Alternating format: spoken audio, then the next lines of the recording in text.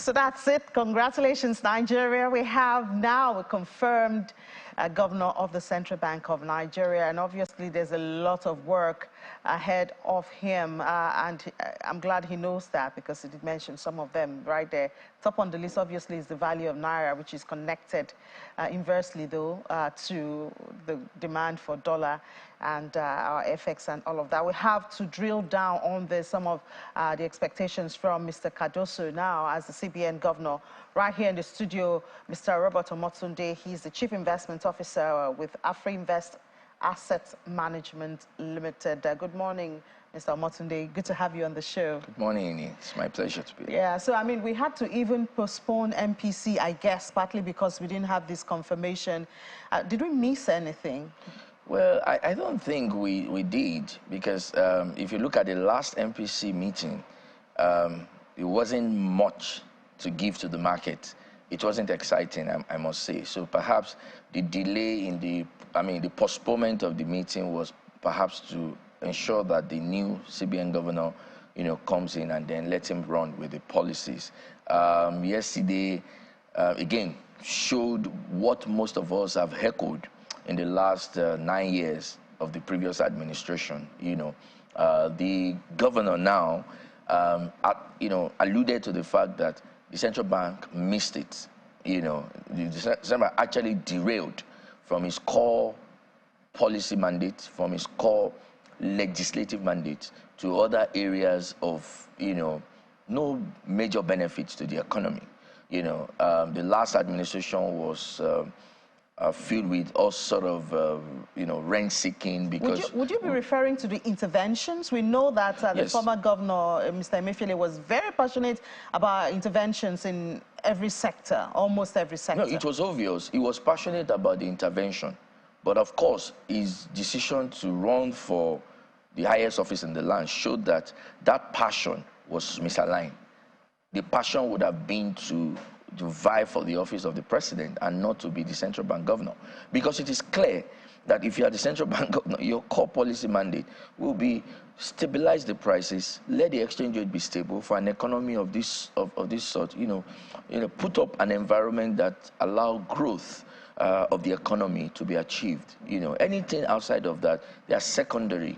In fact, to a very large extent, we had a lot of misplaced priorities. So are you saying you don't expect Mr. Cardoso to go into the area of intervention? A lot of people, even with the complaints about, the anchor borrowers program and all of that, you don't expect, this administration of the CBN, to go into such? It was clear. If you watch the screening exercise yesterday, it was clear to say that, and other deputy governors, that were screened alongside with him, they made it emphatic that, yes, their core mandate now is to bring the central bank back in line, because central bank went all political in the last 8 years, even though one of the major things Governor Emefiele promised, when he was being screened, and I remember very vividly in 2014 when he was being screened for that office, one of the things he said was that he was not going to be, he will run an apolitical central bank. But that was not the case, unfortunately, and this is where we find ourselves right now. And when you talk about those interventions, we can go on and on and on and on. Talk about all the interventions. The only intervention that I would say was really positive was the one that existed in the previous central bank's administration, the one that Governor Sanusi Lamido Sanusi put in place. That's the anchor borrowers program. I mean, not anchor borrowers program, MSMEs. That is the intervention program that was targeted at MSMEs, which was to, stimulate activities of the medium, small and medium-scale enterprises in the country. Those ones were a bit sustained. But, we went into anchor borrowers program. Most of the loans that were disbursed, recovery rate was very low. And if you look at the rate of inflation we face now, above 25%, would you say that we achieved the objectives of anchor borrowers program, which was to encourage a lot of local production, substitution of imported products for local? And now we are talking about food inflation hitting 29%. That's the scorecard of the result of anchor borrowers program in the last 8-9 years of the previous administration. There's also that controversy around ways and means, in that last administration. Definitely. Obviously, the CBN surpassed the official limits allowed. Absolutely. And I mean, blatantly surpassed. Because, I mean, if the law says that 5% of previous year's revenue, at best, you know, if you work it based on government's number, maybe you're lucky to get a 600 billion, of which you are not supposed to disburse the next until the previous is paid. But what do we see? Today we are talking about 20 trillions in ways and means. I mean, that is outrageous, to say the least. And the consequence is the level of inflation that we're seeing in the economy at the moment. Because if you look at the level of inflation, I mean, the new team has a lot of work to do, right? And their primary focus will be put a rein on, you know, general price levels, that is inflation, and then ensure that exchange rate is stable.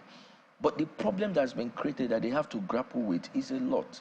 You're talking about a huge volume of money supply in the system, and the governor mentioned it yesterday. You know, how do you control that much of liquidity that you have in the system? I'm an economist. We believe that inflation is always and everywhere a monetary phenomenon, as put by Milton Friedman. You know, that great economist that we have. But if you look at the level of, you know, printing of currency, what you call ways and means, to the ordinary man, they may not really understand. It means that the central bank is printing money without economic activities backing it up. 20 trillion is a lot. And not just that, we now have a situation where monetary policy lost its anchor. In the last 9 years, the MPC was just meeting as a ritual every 2 months because it lost completely its anchor. Remember the last monetary policy decision, MPR was moved from 18.5 to 18.75. What happened in the market? The market just laughed over it because, again, there's nothing to move. You have MPR at 18.75. The highest market rate in the market today is 16%. What sort of a disparity is that? And at some point, it was even more massive. So MPR was doing his own, market rates were doing their own. It doesn't work that way. So one of the major policy objectives for the central bank is to ensure that monetary policy comes back to anchor on interest rates. Because right now, until we align it, because as it is not aligned, it's definitely misaligned. Perhaps I will advise that the MPC should at least try to bring back MPR to align with market rates and start from there. You know, because what we have now, it's, you know, the major problem it puts, you know, at the doorstep of the Monetary Policy Authority is that no matter what they do with MPR, you know, they are not able to achieve their objective, the intended objective, which is to reduce the volume of money in circulation. If you don't, then inflation will keep chasing inflation and you will never meet it. And we can't run an economy like that. So the issue of FX is obviously like priority for everyone now. Absolutely. And the broad perspective is that the way to solve it is obviously to increase our exports. That is beyond the central bank. Now, I guess that maybe that's what Mr. Emefiele was trying to do with all those interventions, you know, bringing the farmers and the small businesses. Now, if we say that that's not the way to go for monetary policy, which is what the CBN is for, then how can we expect Mr. Cardoso to effectively and in a short term, because it's dire, the naira is about 1,000 naira now, get this FX issue into control? I don't envy Dr. Cardoso. Honestly, he has a very huge task ahead of him. One of the things we got wrong in the last central bank administration was we were against markets. And there is no economy that thrives when you are fighting the market. Market is too efficient. It will always fight back. And that is the consequence of what we see with the naira today. So what I would advise is, and there are no short fixes, Nigerians have to face it. There are no short fixes. If anybody tells you that we will be able to do it in the short term, they are not being truthful. Because the path I see is we need to gradually move towards aligning the market. And you talk about export. Export is good. But one of the short-term fixes that we can have today, if you dissect the sources of foreign exchange earnings for Nigeria, remittances by far, you know, used to be the biggest before all of these demand-side management and market manipulation that we saw with the central bank. The remittances flow into Nigeria, you know, is not of $18–20 billion on an annual basis. They have not stopped. They only don't come through the official window today. Then we talk about investors and, what do you call it now? Capital importation through foreign portfolio investment, foreign direct investment. We've not been able to attract more foreign direct investment, again, because of what is happening at the fiscal, side. But on the monetary policy side, if we don't see FPI, it's a direct result of the efforts and activities of the central bank. So one of the things we can do, and again, I see that the new administration have been trying to attract a lot of foreign investors into the country. It doesn't make sense for them to come now. And I know what I'm saying.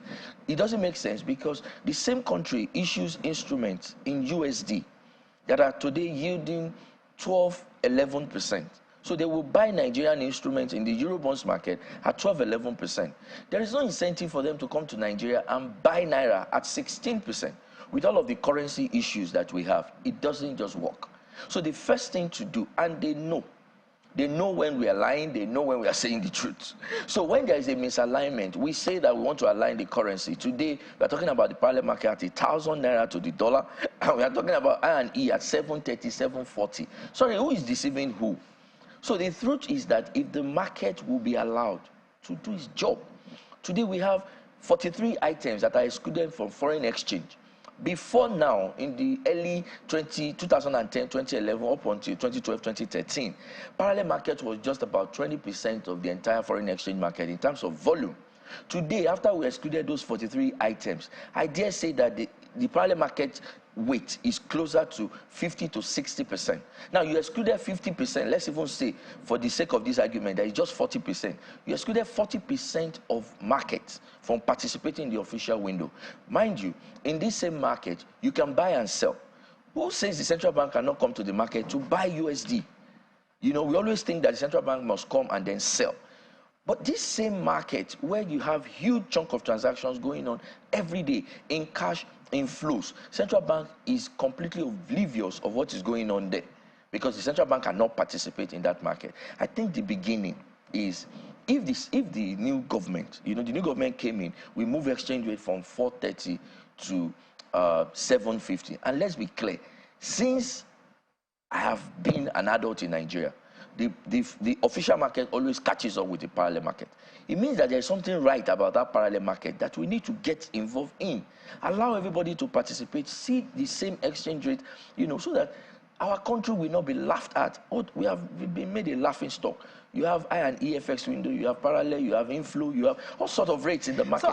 So it's difficult for policy to be pushed. So one thing I hear you say, which the president of BDCs had also said was, there's a lot of transaction going on in the informal. The remittances are not captured officially. Massive. So how do we break that boundary, that bond between the official and the unofficial, and bring at least the BDCs have been pardoned, now they are back? It is simple.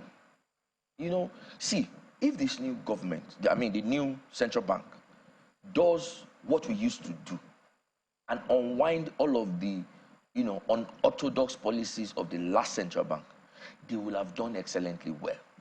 Because in this same country, the remittances, all of the items that were excluded from foreign exchange, they were all in that market, right? Today, we have billions of dollars of transactions going on that central bank is not aware of.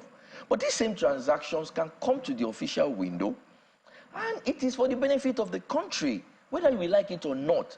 The bulk proportion of our population is trading at that parallel market. When you see inflation in the market, it is reflective of what is going on in that parallel market, not the official window. How many people are getting FX at the official window anyways? So the main market that is functional in Nigeria today is the parallel market. Let's be truthful. So are you saying if they unban those 43 banned items? So let me tell you what it will do. You unban the 43 items, right? Don't forget, in that 43 items is rice, is an item which we call, the Eurobonds market. The Eurobonds market, Nigeria's Eurobonds market, Nigeria's Eurobonds outstanding alone is over $15 billion. Then we have Nigerian financial institutions who are playing those markets, okay?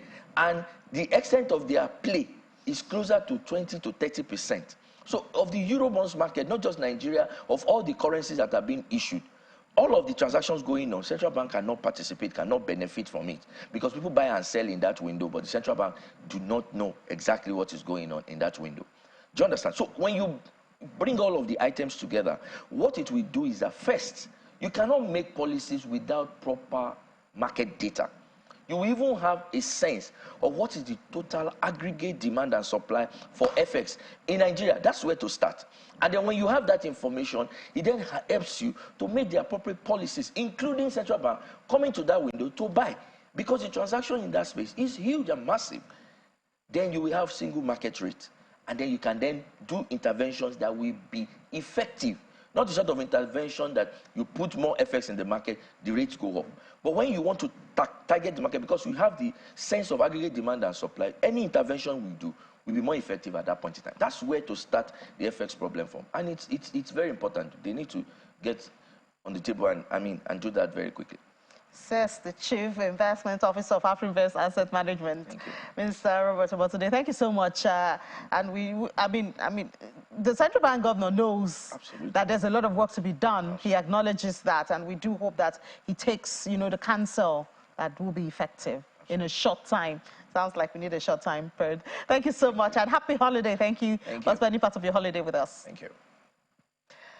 Let's take a break now. When we come back, and we do have an energy solution that might be of interest to you. Join us after the break.